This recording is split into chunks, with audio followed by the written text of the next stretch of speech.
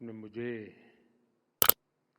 इस समिट के माध्यम से देश और दुनिया के सम्मानित अतिथियों से, आपके दर्शकों से जुड़ने का अवसर दिया है। मैं नेटवर्क 18 का आभार व्यक्त करता हूं।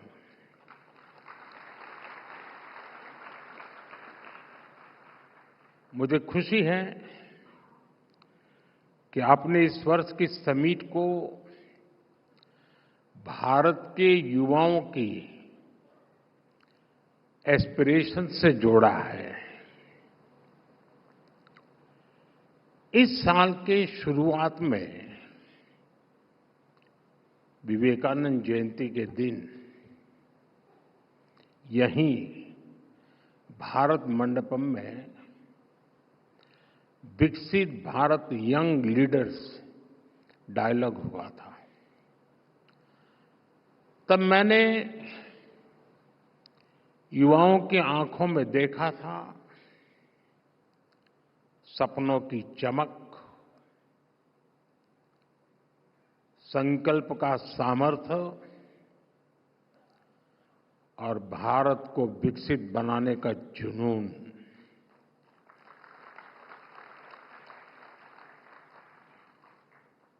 ट्वेंटी 47 तक हम भारत को जिस ऊंचाई पर ले जाना चाहते हैं, जिस रोडमैप को लेकर हम चल रहे हैं, उसके कदम कदम पर अगर मंथन होगा तो निश्चित ही अमृत निकलेगा। और यही अमृतकाल की पीढ़ी को ऊर्जा देगा, दिशा देगा और भारत को गति देगा। मैं आपको इस समिट की बधाई देता हूं, शुभकामनाएं देता हूं। साथियों, आज दुनिया की नजर भी भारत पर है और दुनिया की उम्मीद भी भारत से है। कुछ ही वर्षों में हम दुनिया की 11वीं से 5वीं सबसे बड़ी इकोनॉमी बने हैं। बहुत कम समय में अनेक प्रकार के ग्लोबल चैलेंजेस आए, लेकिन भारत रुका नहीं। भारत ने डबल स्पीड से दौड़ लगाई और एक दशक में अपनी इकोनॉमी के साइज को डबल करके दिखाया है। जो सोचते थे कि भारत स्लो और स्टेडी चलेगा, उन्हें अब फास्ट एंड फियरलेस इंडिया दिख रहा है। और इसमें भी कोई संदेह नहीं है कि जल्द ही भारत की दुनिया की तीसरी इकोनॉमी बनना तय है।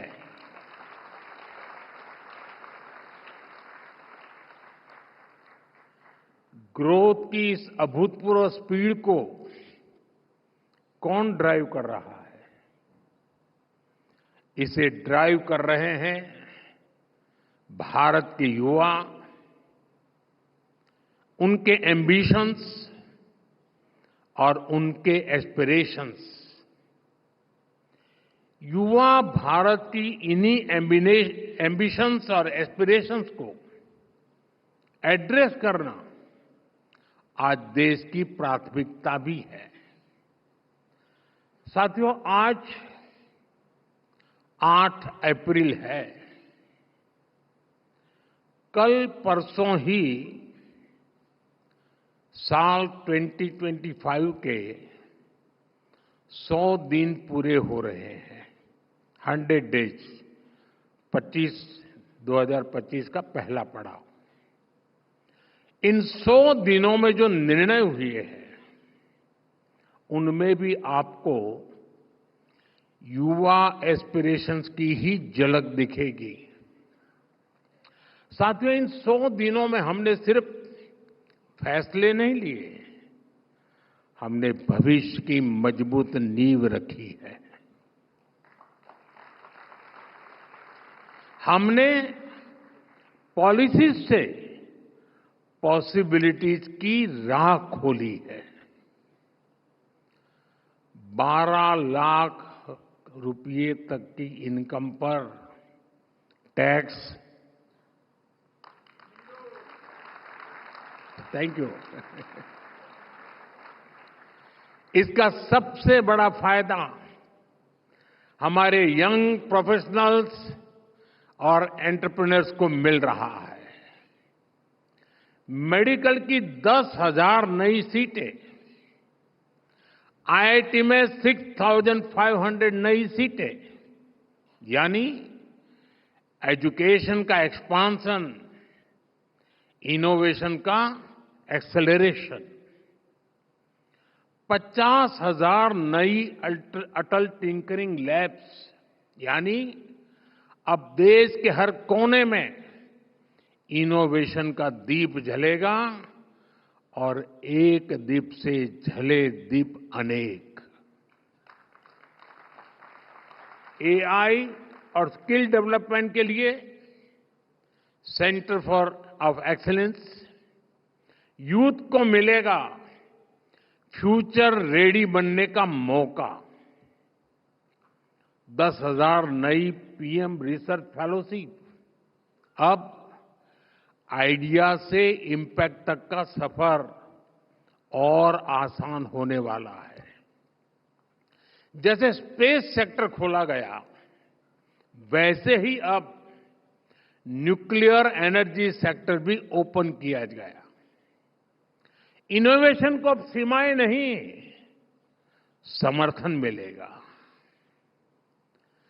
गीग इकोनॉमी से जुड़े युवाओं को पहली बार सोशल सिक्योरिटी का कवच दिया जाएगा।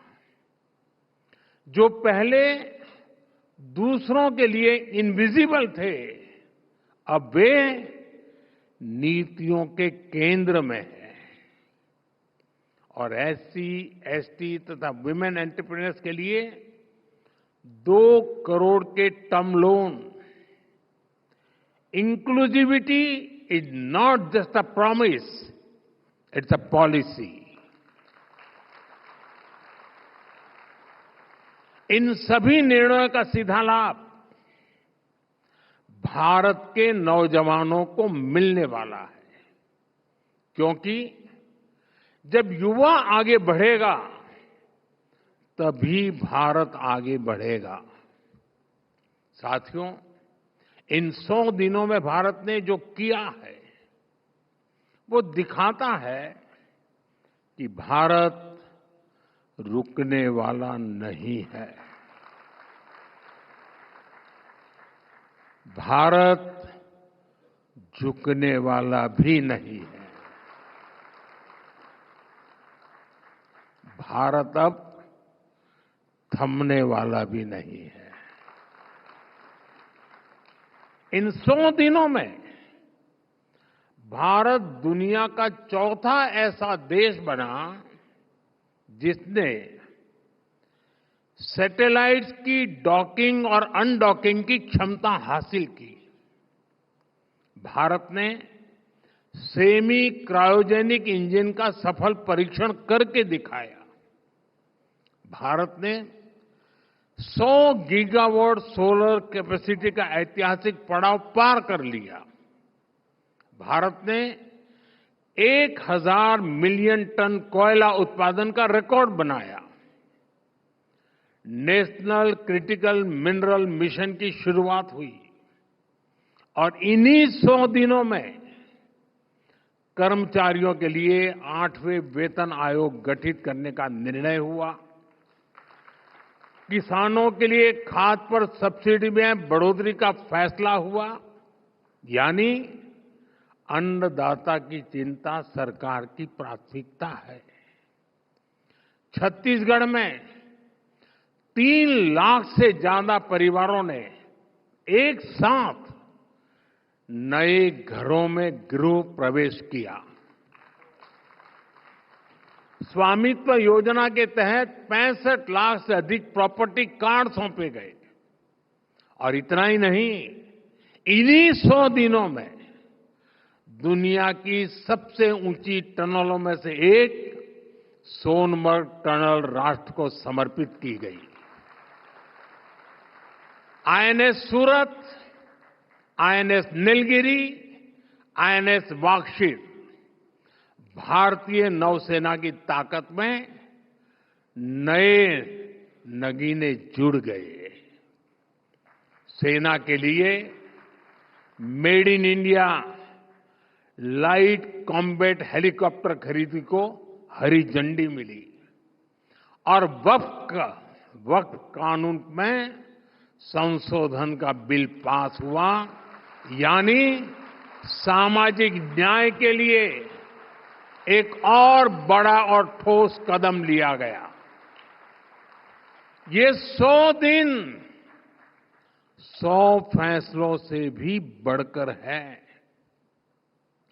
ये 100 संकल्पों की सिद्धि के दिन है। साथियों, परफॉर्मेंस का यही मंत्र राइजिंग भारत के पीछे की असली एनर्जी है। आप जानते हैं, अभी 2 दिन पहले ही मैं रामेश्वरम में था। वहां मुझे ऐतिहासिक पंबन ब्रिज के लोकार्पण का अवसर मिला।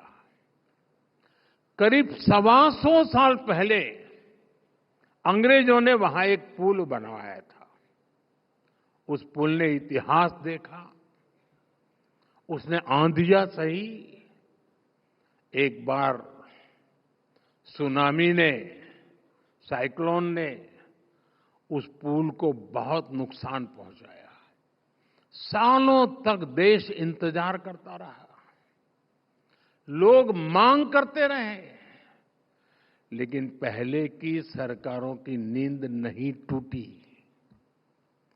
जब हमारी सरकार आई तो नए पंबन ब्रिज के लिए काम शुरू हुआ और अब देश को अपना पहला वर्टिकल रिफ्ट रेल सी ब्रिज मिल गया है। साथियों, परियोजनाओं को लटकाते रहने से देश नहीं चलता। देश चलता है परफॉर्म करने से, तेजी से काम करने से। Delay is the enemy of development. और हमने इस दुश्मन को हराने की ठान ली है। मैं आपको और भी उदाहरण दूंगा। जैसे असम का बोगीबिल ब्रिज, हमारे पूर्व पीएम देवगौड़ा जी ने 1997 में इसकी आधारशिला रखी।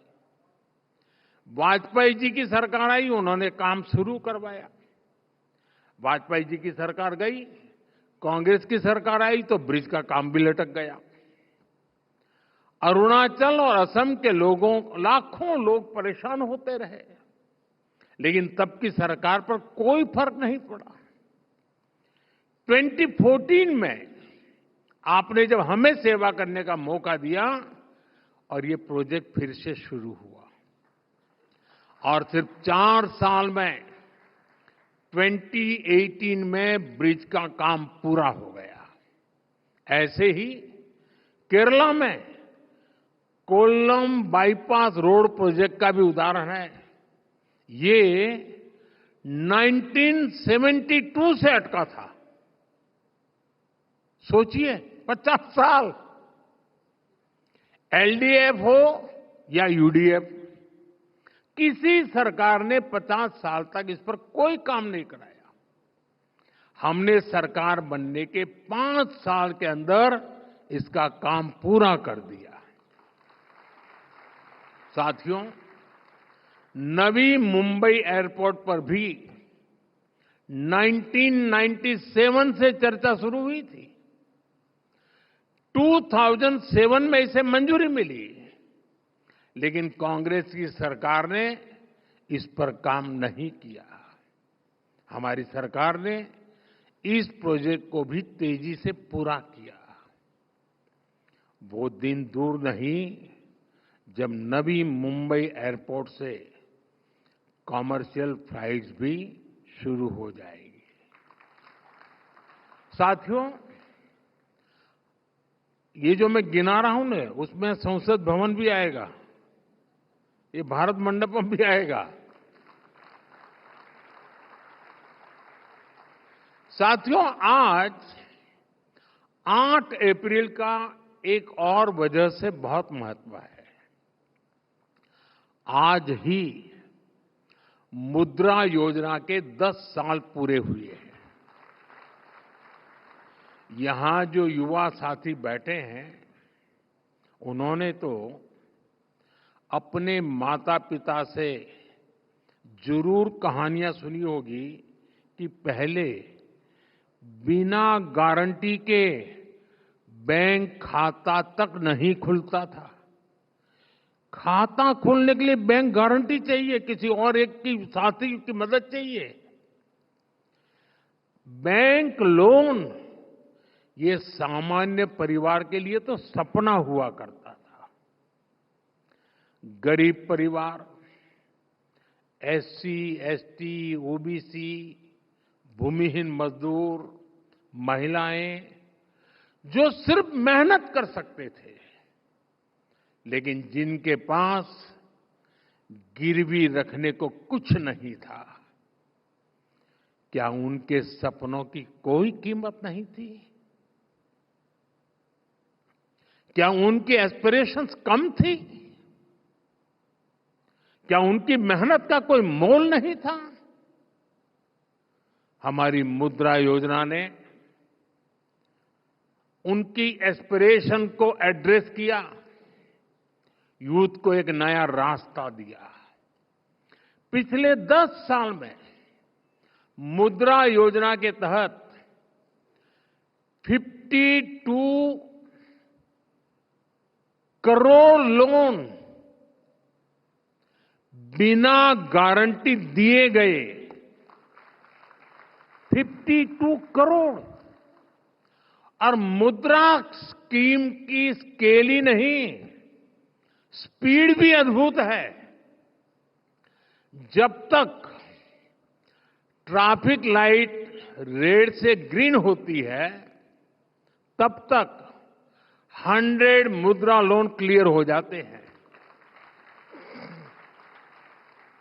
जब तक आप ब्रश करके फ्री होते हैं, तब तक 200 मुद्रा लोन अप्रूव होते हैं।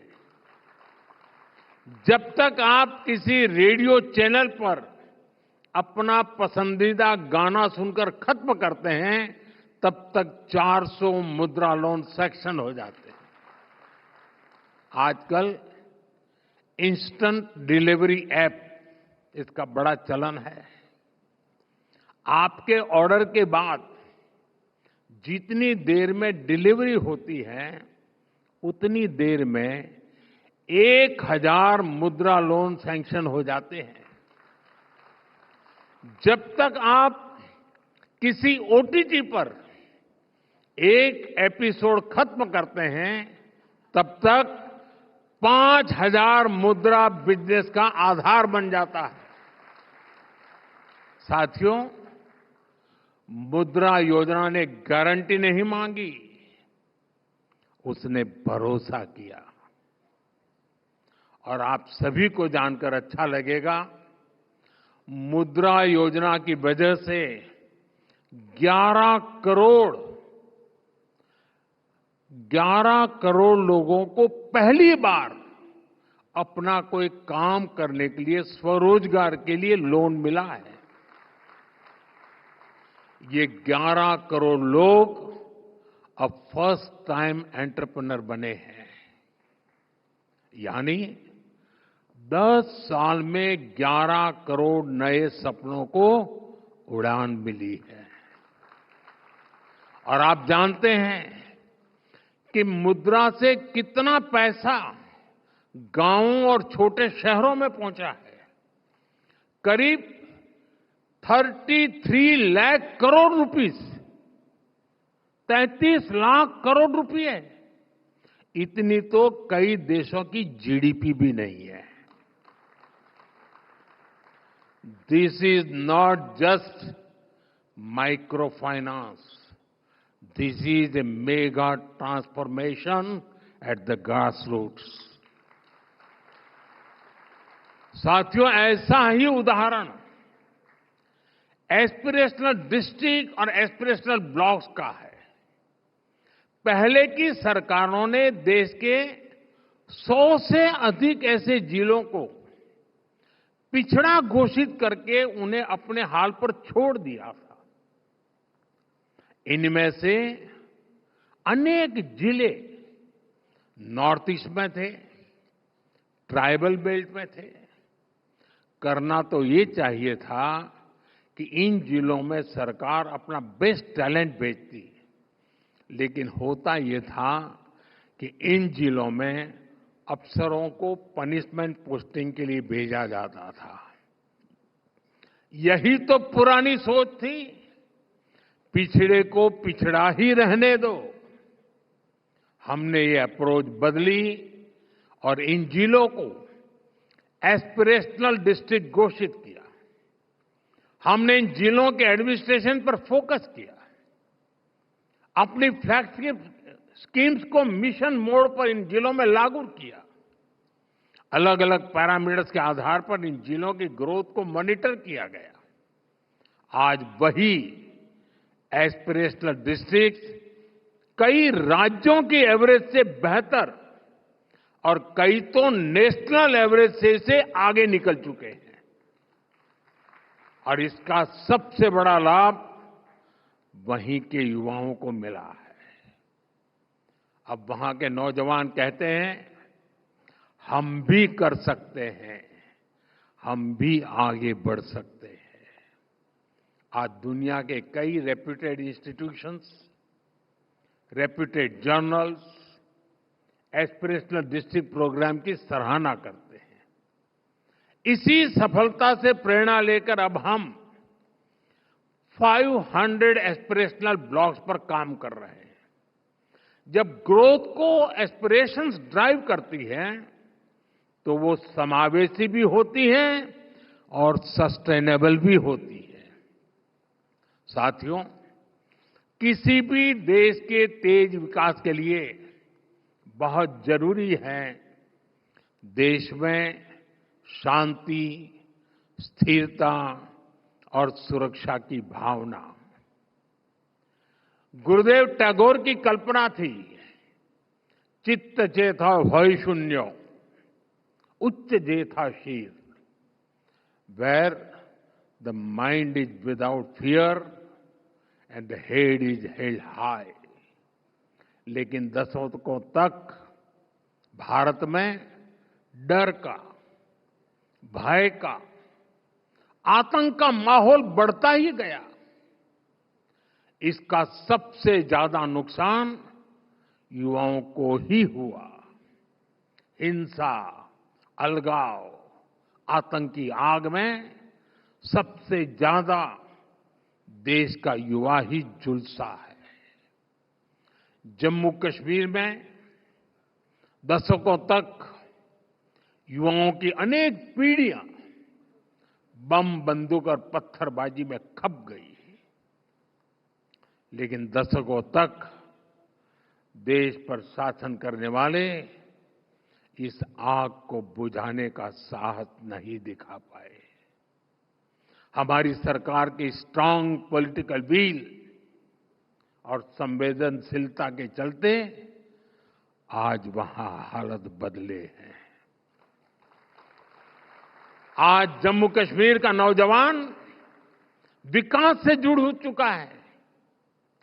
साथियों, आप नक्सलवाद को भी देखिए।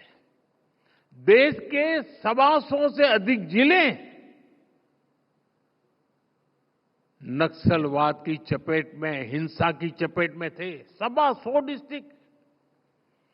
जहां से नक्सलवाद शुरू होता था, वहां सरकार की बाउंड्री खत्म हो जाती थी। बड़ी संख्या में नौजवान नक्सलवाद से पीड़ित थे। हमने ऐसे नौजवानों को मुख्य धारा में लाने के लिए प्रयास किए। बीते 10 वर्षों में 8,000 से अधिक नक्सलियों ने सरेंडर किया है, हिंसा का रास्ता छोड़ा है। आज नक्सल प्रभावित जिलों की संख्या भी 20 से कम रह गई है। हमारे नॉर्थ ईस्ट में भी दशकों से अलगाव का, हिंसा का एक अंतहीन सिलसिला चल रहा था। हमारी सरकार ने बीते 10 सालों में 10 बड़े शांति समझौते किए। इस दौरान 10,000 से ज्यादा युवाओं ने हथियारों को छोड़ा और विकास की मुख्य धारा में शामिल हुए। सफलता सिर्फ ये नहीं है कि हजारों युवाओं ने हथियार छोड़े। सफलता ये भी है कि इसने हजारों नौजवानों का वर्तमान और भविष्य बचाया है। साथियों, हमारे यहां दशकों तक एक प्रवृत्ति चली। राष्ट्रीय चुनौतियों को पहचानने के बजाय उन्हें राजनीतिक कालीन के नीचे छिपा दिया गया। लेकिन अब समय आ गया है कि हम ऐसे मुद्दों से आंख न चुराएं। 21वीं सदी की पीढ़ियों को हम 20वीं सदी की राजनीतिक भूलों का बोझ नहीं दे सकते हैं। भारत की ग्रोथ में तुष्टीकरण की राजनीति एक बहुत बड़ी चुनौती रही है। अभी संसद में वक्फ से जुड़े कानून में संशोधन हुआ है। इस पर आपके नेटवर्क ने भी काफी चर्चा की है। ये जो वक्फ से जुड़ी डिबेट है, इसके मूल में तुष्टीकरण की राजनीति है, पॉलिटिक्स ऑफ अपीजमेंट है। ये तुष्टीकरण की राजनीति कोई नई नहीं है। इसका बीज हमारे स्वतंत्रता संग्राम के समय ही बो दिया गया था।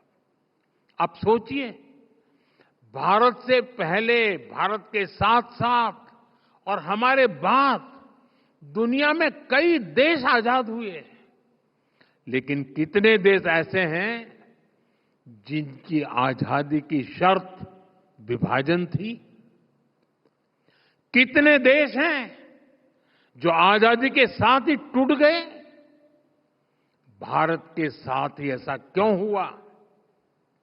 क्योंकि उस समय राष्ट्र के हित से ऊपर सत्ता का मोह रख दिया गया। अलग देश का विचार सामान्य मुस्लिम परिवारों का नहीं था, बल्कि कुछ कट्टरपंथियों का था, जिसको कांग्रेस के कुछ नेताओं ने खाद पानी दिया ताकि वे सत्ता के अकेले दावेदार बन सके। साथियों, तुष्टीकरण की इस राजनीति में कांग्रेस को सत्ता मिली, कुछ कट्टरपंथी नेताओं को ताकत और दौलत मिली, लेकिन सवाल ये है, आम मुसलमान को क्या मिला? गरीब पसमंदा मुसलमान को क्या मिला? उसे मिली उपेक्षा, उसे मिली अशिक्षा, उसे मिली बेरोजगारी। और मुस्लिम महिलाओं को क्या मिला? उन्हें मिला शाहबानो जैसा अन्याय, जहां उनका संवैधानिक हक कट्टरपंथ की भेंट चढ़ गया, उन्हें मिला चुप रहने का आदेश, सवाल न पूछने का दबाव, और कट्टरपंथियों को मिल गया खुला लाइसेंस महिलाओं के अधिकारों को कुचलने का। साथियों, तुष्टीकरण यानी पॉलिटिक्स ऑफ एबिजमेंट भारत की सोशल जस्टिस की मूल अवधारणा के पूरी तरह खिलाफ है। लेकिन कांग्रेस ने इसे वोट बैंक की राजनीति का हथियार बना दिया। 2013 में वक्फ कानून में किया गया संशोधन मुस्लिम कट्टरपंथियों और भूमाफियाओं को खुश करने का प्रयास था। इस कानून को ऐसा रूप दिया गया कि उसने संविधान के ऊपर खड़ा होने का भ्रम पैदा किया। जिस संविधान ने न्याय के रास्ते खोले, उन्हीं रास्तों को वक्फ कानून ने संकुचित कर दिया गया, और इसके दुष्परिणाम क्या हुए? कट्टरपंथियों और भूमाफियाओं के हौसले बुलंद हुए। केरल में ईसाई समाज के ग्रामीणों की जमीन पर वक्फ के दावे, हरियाणा में गुरुद्वारों की जमीन विवादों में, कर्नाटका में किसानों की जमीन पर दावा, कई राज्यों में गांव के गांव हजारों हेक्टेयर जमीन अब एनओसी और कानूनी उलझनों में फंसी पड़ी है। मंदिर हो, चर्च हो, गुरुद्वारे हो, खेत हो, सरकारी जमीनें हो, किसी को भी अब भरोसा नहीं रह गया था कि उनकी जमीन उनकी ही रहेगी। सिर्फ एक नोटिस आता था और लोग अपने ही घर और खेत के लिए कागज ढूंढते रह जाते थे। जो कानून न्याय के लिए था, वो डर का कारण बन गया। ये कैसा कानून था? साथियों, मैं देश की संसद को सर्व समाज के हित में, मुस्लिम समाज के हित में एक शानदार कानून बनाने के लिए बधाई देता हूं।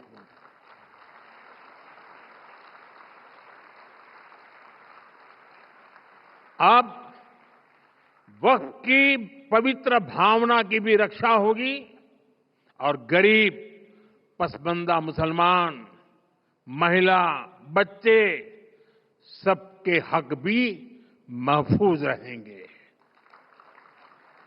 वक्फ बिल पर हुई बहस हमारे संसदीय इतिहास की दूसरी सबसे लंबी डिबेट थी।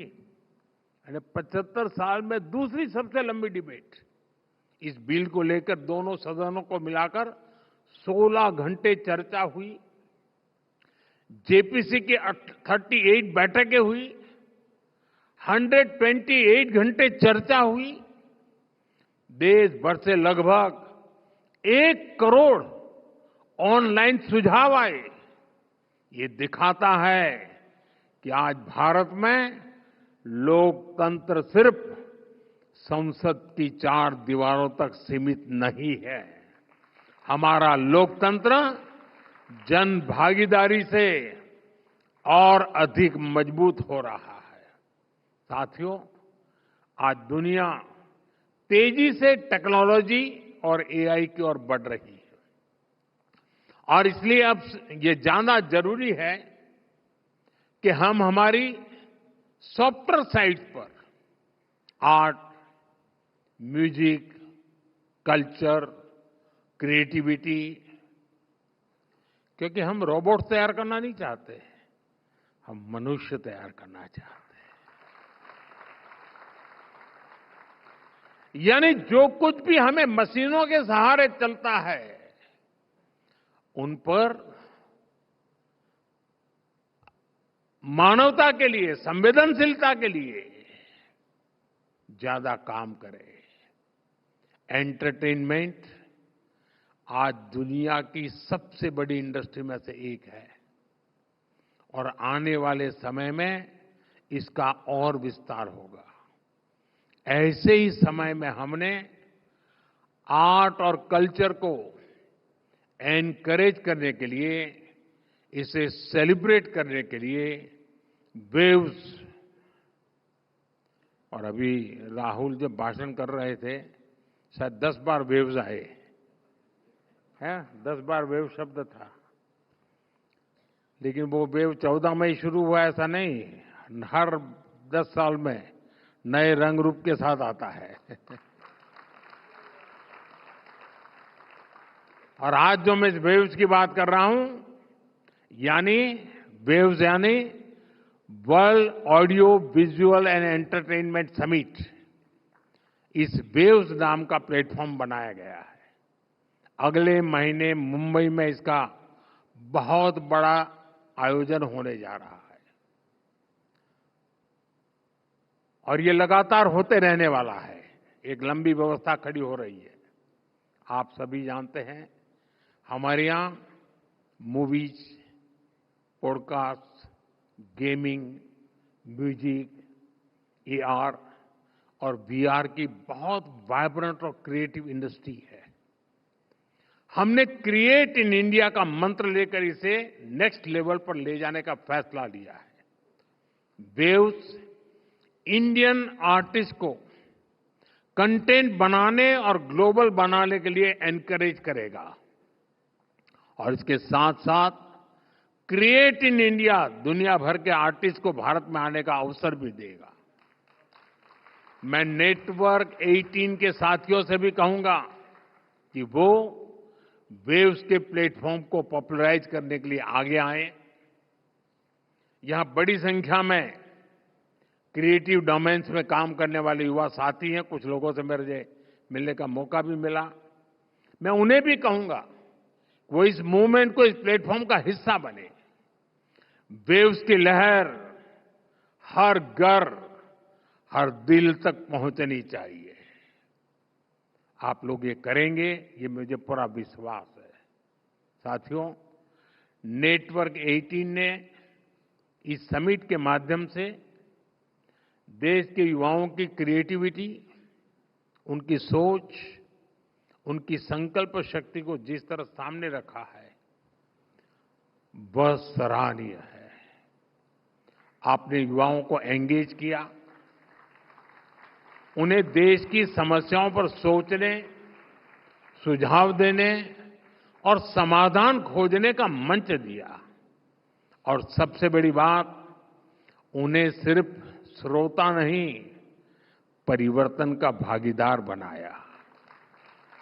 अब मैं देश की यूनिवर्सिटीज, कॉलेज और रिसर्च इंस्टीट्यूशन से आग्रह करता हूं कि समिट के एंगेजमेंट को आगे ले जाएं। जो इनसाइट निकले हैं, जो सुझाव आए हैं, उन्हें डॉक्यूमेंट करें, स्टडी करें और पॉलिसी तक पहुंचाएं। तभी ये समिट सिर्फ एक इवेंट नहीं, एक प्रभाव बन पाएगी। आपका उत्साह, आपकी सोच, आपकी भागीदारी ही भारत को विकसित देश बनाने के संकल्प की ऊर्जा है। मैं एक बार फिर इस आयोजन से जुड़े सभी साथियों को और विशेषकर हमारे युवा साथियों को बहुत बहुत शुभकामनाएं देता हूं। बहुत बहुत धन्यवाद।